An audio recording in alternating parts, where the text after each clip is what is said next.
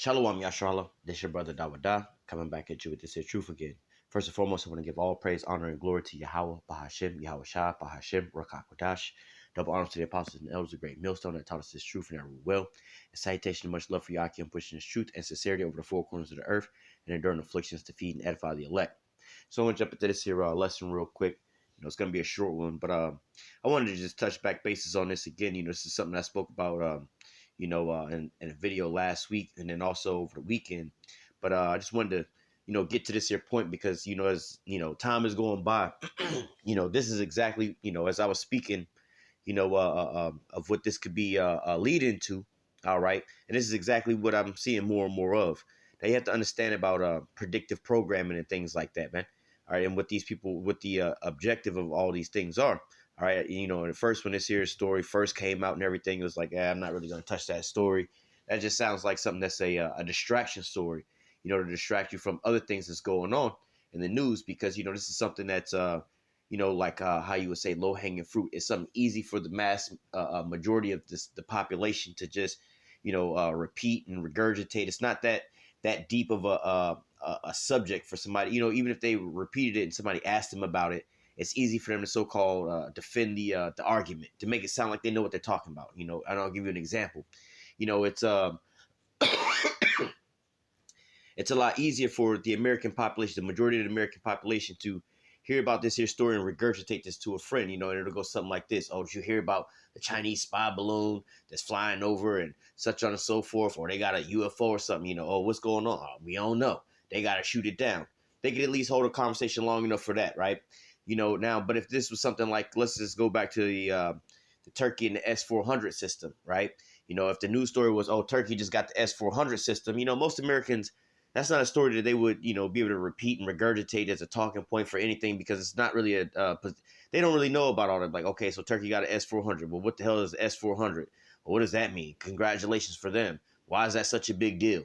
They wouldn't know anything about that. And the problem with that and the F-35 and, NATO being a NATO ally versus a Russian enemy, the different systems, and they're competing with one another. They don't know the ins and outs of those things to be able to regurgitate those stories. So, I immediately thought about this story as far as being a, just a distraction cover up story for something else. But as I see, time is going further on down. I also spoke about this as far as predictive programming. All right. I spoke about this over the weekend as far as, the Taiwan situation and Pelosi and all of them couldn't, that Ukrainian gameplay in Taiwan really didn't get the American population where they wanted them to go. All right. They wanted them to be up in arms, ready to go to war, but they were, they're already tired of war with this Ukrainian situation, man. So they seen the play. They didn't like it. Now, all of a sudden, most Americans before, at that time was like, nah, tell Pelosi to come back home. Stop sending diplomats over there. And, hey, we don't want no smoke with China. Right. But now all of a sudden you got this balloon come over. Now everybody, oh, we got to shoot it down. China tripping, China this, China that. Now, the next thing I noticed was, look, the words they used, like aircraft, airship, UFO. All right. All these different terminologies. So now, again, with the global population that's just running with what they hear about UFOs. Oh, they shot down another UFO, another unidentified flying object. Now, granted, that's a vague term, because, like, let's say, airplanes, right? The type of different airplanes and everything else like that. Now, there was a different type of airplane that flew by, right? And you couldn't identify what kind of airplane it was, right? And you're like, well, there's a UFO. Technically, it's a UFO. It's an unidentified flying object. Just like, let's say, for instance, cars. Most of, this is something you can all relate to, because you drive around on the street and you see these cars and everything else like that. But, for instance, there's this new vehicle that's out on the road now called a Rivian, right? Now, let's say you was riding down the street and like, what the hell is that? I mean, I know it's a car, I know it's a vehicle, but I ain't never seen one of these before. That's some, unidentified. I can't tell you what name brand that shit is. You know what I'm saying? Because I don't know. It ain't no, don't look at 4-door Chevy to me.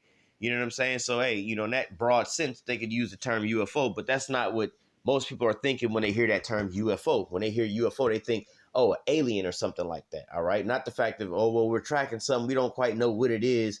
We don't know what model air balloon it is. We don't know whether it's an air balloon or a satellite balloon. We can't tell you which one it is, but we know it's a balloon, but we just don't know what kind. So we're going to call it unidentified flying object, right?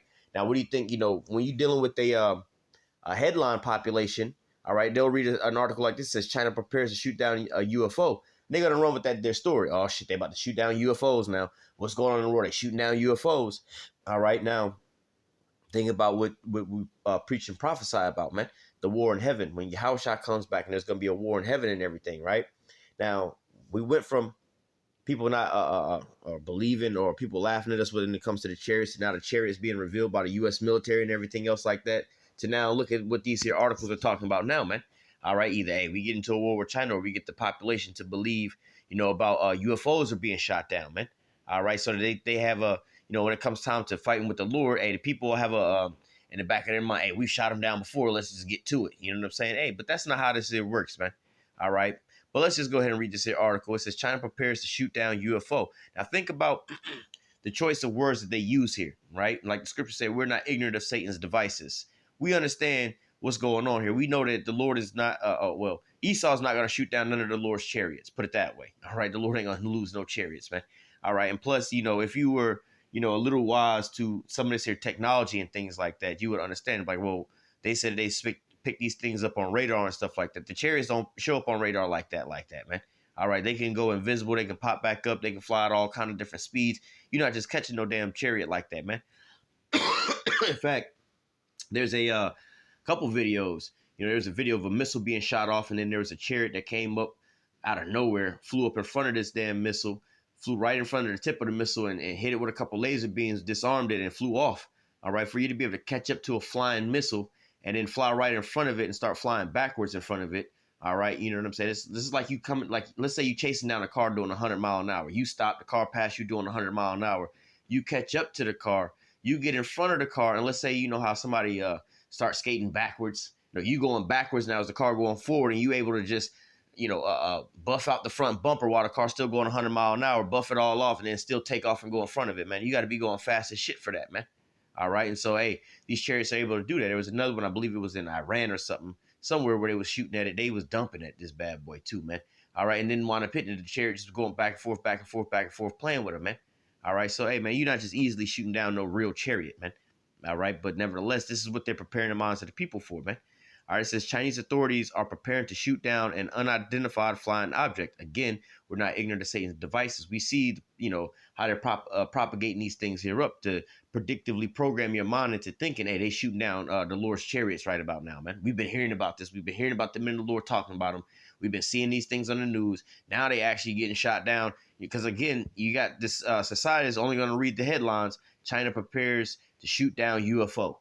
Right. And we've been hearing about these things in the news. And most people, like I said, the majority of the population, they just hearing off of headlines. They're not even really looking into the whole stories and everything else like that. And then they just go on, about their business, So it says Chinese authorities are preparing to shoot down an unidentified flying object near the coastal city of Rizhou. I'm not sure how to pronounce that. In eastern province of Sangdao. State media reported on Sunday the encounter comes after U.S. warplanes shot down 3 similar devices in a week, and one which originated in China. Now, again, they'll use these words like aircraft, airship, UFO, and everything else like that, or an object. All right. But yet and still, it's come to find out these are just balloons, that they're shooting down, man. All right. But again, that's for somebody that's actually going to read the article, really look into it and everything, and not just read the headlines, man. All right. It says a UFO was spotted by local maritime authorities, the Global Times newspaper reported, adding that the same authorities were making preparations to open fire on it. Fishermen working near the port city were sent messages advising them to be safe. No further description of the aircraft was given. It was not explained exactly how the authorities plan to bring it down. And that's another narrative that they're pushing inside of these here stories with these things. Oh, they either shot them down and they're trying to recover the wreckage. They shot them down. They're trying to get the stuff back. Keep people on edge, man. This is just like a, like a fucking WWF match, man, or Dragon Ball Z or some shit like that. You get to the end of the episode, they got you on the edge of the seats, and then the episode goes off, and then you got to wait to the next episode to come back on and see where things pop off at, man. But they got you on see, oh, we didn't shot it down, but we to be continued when we go and we recover what it is. All right. It says the UFO, the UFO was discovered hours after the U.S. F-22 fighter jet shot down an unidentified and unmanned object over Canadian airspace. You see how they keep saying about unidentified, unmanned, UFO. They're using these type of terminologies, right? It says over the Canadian airspace. Speaking on to Speaking to Fox News, the U.S. officials described the object as a small metallic balloon with a tethered payload, while other media reports described it as a cylindrical shape. All right, now there's the first time that we've read about a balloon here, right? It says the U.S. shot down two other unidentified aircraft earlier this week. One was taken down near Alaska, while the first was hit by a missile off the coast of South Carolina. The latter aircraft, described as a Chinese surveillance balloon, has made its way across the entire country from the west to the east before it was down, allegedly gathering intelligence on strategic sites along the way, according to the Pentagon. Beijing denied the accusations of espionage, insisting that the craft was a civilian airship that veered off of course. Chinese Foreign Ministry has since condemned U.S. politician media outlets for using the incident to attack and smear China, while Biden administration imposed sanctions on 6 firms it accused of aiding Beijing's aerospace program. So, in this whole article, what they use the word balloon twice, right? But the rest of the time they use unidentified flying object, unmanned object, an object, cylindrical object. All right, all these different airship. All right, aircraft. They use all these different terminologies to to sum up to something. Because in your mind you would think about using these words. You would think about something like being like something with a motor, an engine, some type of propulsion system and things like that. Like some kind of craft, an actual craft, not a balloon, right? You wouldn't really think of that as a balloon, but hey, it's like some type of craft, man. All right. So, hey, it's like the difference between saying, oh, a snowboard and an actual vehicle, man. I'd be like, yo, I'm about to go pick up my vehicle from the shop. You know what I'm saying? The last thing you would think on your mind would be a goddamn snowboard or something like that, man.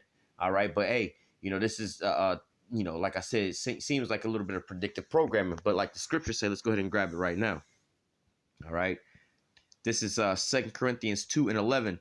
It says, least Satan should get an advantage of us. Least Satan should get an advantage of us, for we're not ignorant of his devices. All right. So we're not ignorant of Satan's devices. We understand, how, Esau uses predictive programming, certain buzzwords to get people to think about a lot of different things. I can speak on, certain things. For instance, I can't speak about this because this goes into some medical situations, but there's certain things that they call diseases that is like, not the, how do I put it?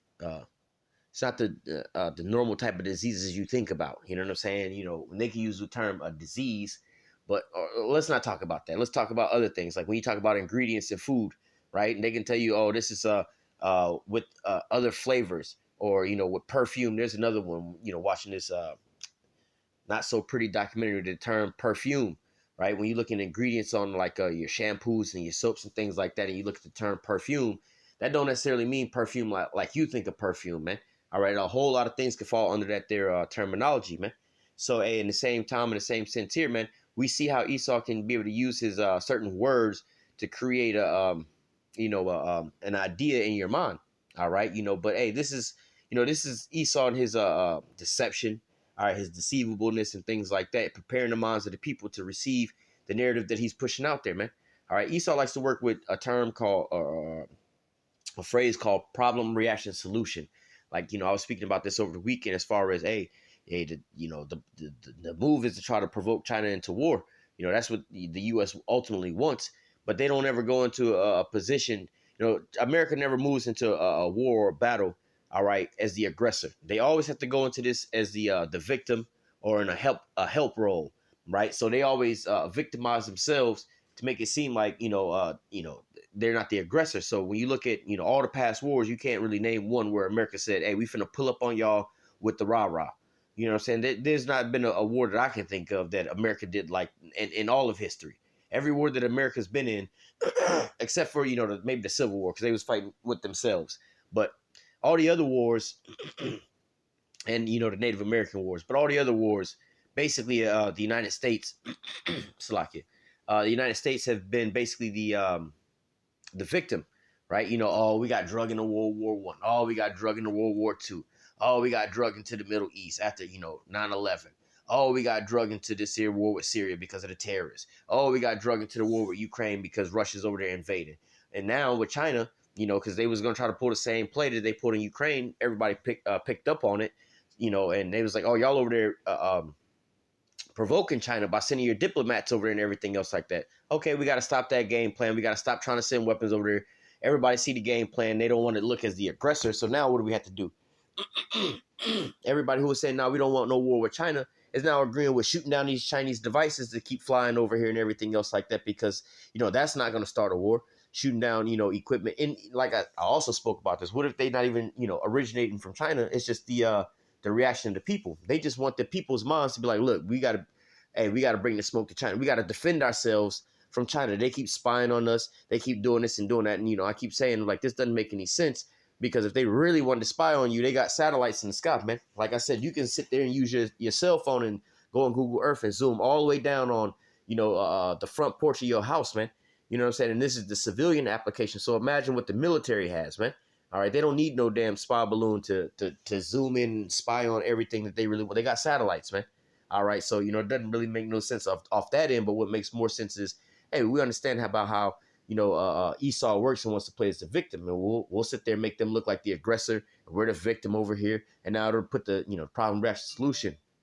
Now the people will sit there and be up in arms saying we need to, the government needs to defend us from China. We need to defend ourselves from China. And there you go. All right. But then also on the flip side, all right, the chariots, man. All right. Because look, this is what the scriptures say about this, man. All right. This is Revelation 1:7. It says, behold, he cometh with clouds, and every eye shall see him. And they also which pierced him, and all kindreds of the earth shall wail because of him. Even so, amen. Right now, we speak about the chariots all the time, and the chariots popping back up, and people going to see them and everything else like that. Now, when you look at these things here, and they keep using the word, they keep openly using the word UFO and everything else like that. As we see, as they just easily shooting them down. They don't seem to be so afraid of these things and everything else like that, man. We know that this isn't of an actual chariot origin, because the scripture said it says, let's read it again. It says, behold, he cometh with clouds, and every eye shall see him. And they also which pierced him, and all kindreds of the earth shall wail because of him. Even so, amen. All right, people right now is more or less pissed off more than afraid. They're more like, man, shoot that shit out the sky, man. That shit is causing disruptions over here, this and that and everything. They're not under the, oh shit, they got, even like I said, even the dumbest of the dumbest people, oh shit, they got UFOs and we scared of this. Is the reaction of the people ain't that right about now, man. So we know that this is, obviously we know that this is not what that is. All right, we know that there's a difference between the two. All right, but we also understand that Esau could be using this as a ploy to, so-called, because I've been hearing some talks about, oh, they're about to get ready to use Project Bluebeam and all these different things. And, they have the, now, granted, they do have Project Bluebeam and they can do big-ass holographic shit in the sky and everything else like that. But what you're seeing is these chariots is actually the chariots, man. All right, not these balloons type things, but come on, man. With this Project Bluebeam, they're able to do a lot of other things and stuff like that. But, and they can project, I guess, maybe chariots or something in the sky, but that's not to negate the fact that there's actually chariots that's about to be pulling up. And they already pulling up, put it that way. All right, but let's not get it twisted. This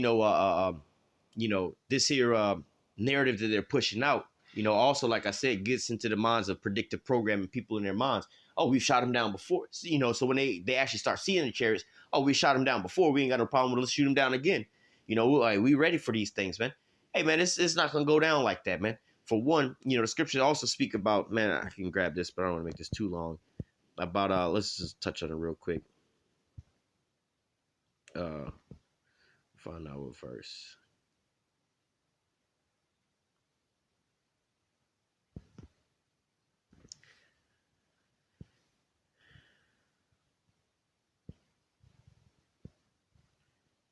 I guess I could read the whole thing. We'll read through it real quick. 2 Ezra 13:1. And it came to pass that after 7 days I dreamed a dream by night, and lo, there arose a wind from the sea, and it moved all the waves thereof. And I beheld, and lo, that man waxed strong with the thousands of heaven. And when he turned his countenance to look, all things trembled that were under him. And whensoever the voice went out of his mouth, they all burned that heard his voice, like the earth that faileth when it filleth the fire. And after this I beheld, and lo, there was gathered together a multitude of men out of number from the four winds of heaven to subdue the man that came out of the sea. And I beheld, and lo, he had graven himself a great mountain and flew up upon it. I would have seen the region or place where the hill was graven, but I could not. And after this I beheld, and lo, they which gathered together to subdue him were sore afraid, but durst fight. All right. And I'm not gonna read any more of that, but just going into this here, you can read, a couple more verses down. But this is, when Yahushua returns, man. But the point I wanted to grab was, it was multitudes gathered to fight against him. They was afraid but durst fight. We just read in Revelation 1:7 about how all nations was gonna see him, even them that pierced him, and they was gonna mourn, they was gonna wail because of him. All right, you're not seeing that right. Hey, like I said, man, I've said this before talking about the chariots, man. It's from being somebody that's seen chariots, multiple different times. The first time you see a chariot, man, it does something to you, man. You're in awe of, you know what I'm saying? It's just like seeing anything else on a grand scale. Like you see for the first time, like a goddamn landslide or something like that, or a building collapse, like in real life in front of you. You know what I'm saying? You see all that weight and all that stuff. It does something to you. You know what I'm saying? But nevertheless, you see a chariot, that's really gonna change your whole demeanor, man. All right, you instantly become humbled and everything else like that. That's not the sentiment that these people are getting, man. All right, these people aren't afraid. There's a better scene, and they actually get this from the movie Independence Day, the very first one. But there's a scene in there where the first time they make contact with that chariot, all right, they're in their fighter jets and everything else like that, and they start flying towards it. The first reaction to it is in awe. All right, they're in shock. All right, they're afraid. All right, but like the scripture here say, hey, they was afraid but thirst fight. You know what I'm saying? They depicted a little bit different in the movie. They got, Will Smith. Come on, man, we got to go get this bad boy and so on and so forth. But hey, that's not how it's gonna be, man. All right, they've romanticized this for too long. It's gonna be a straight up bloodbath up out here, man. In fact, we'll close out with that. But this is Revelation 19 and 11, and going back into what we was just reading, is pretty much the same thing. Revelation 19 and 11. Matter of fact, let me read this first. Revelation 6, and I want to say 2. Yeah, Revelation 6 and 2, it says, and I saw and I beheld a white horse, and he that sat on him had a bow, and a crown was given unto him, and he went forth conquering and to conquer. All right. Let's go back to Revelation 19 and 11. And I saw heaven open, and behold, a white horse, and he that sat upon him was called Faithful and True, and in righteousness he doth judge and make war. So, this is going into Yahushua making his return. All right. It says, in his eyes was a flame of fire, and on his head were many crowns, and he had a name written that no man knew but himself. And he was clothed with a vesture dipped in blood, and his name was called the Word of God. And the armies, all right, plural, the armies which were in heaven, the multitude of chariots, right, followed him upon white horses, clothed in fine linen, white and clean.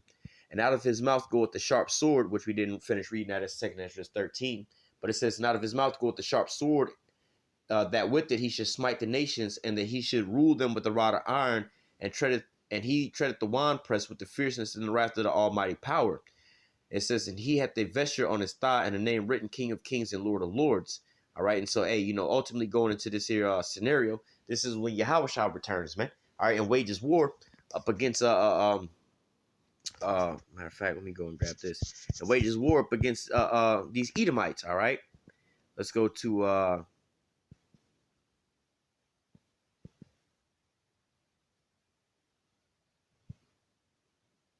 Revelation 12 and 7. It says, and there was a war in heaven.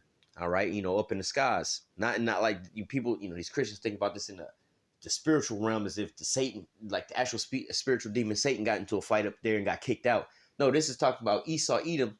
All right, when it's talking about the devil, all right, or the dragon.